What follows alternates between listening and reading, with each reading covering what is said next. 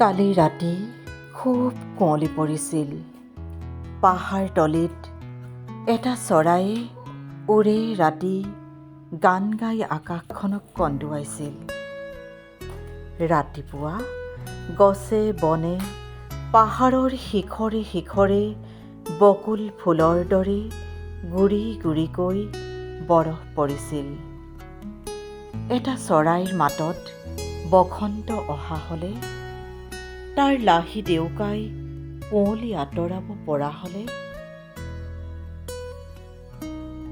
এতিয়া বসন্তকাল, ফুলতকৈ কাঁইটেই ভাল। এই বুলি কৈ মোৰ কোলাত আহি পৰিল তেজৰঙা বুলবুলি এহাল।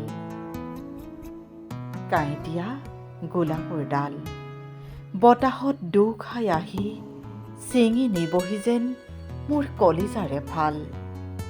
এতিয়া বসন্তকাল, ফুলতকৈ কাঁইটেই ভাল।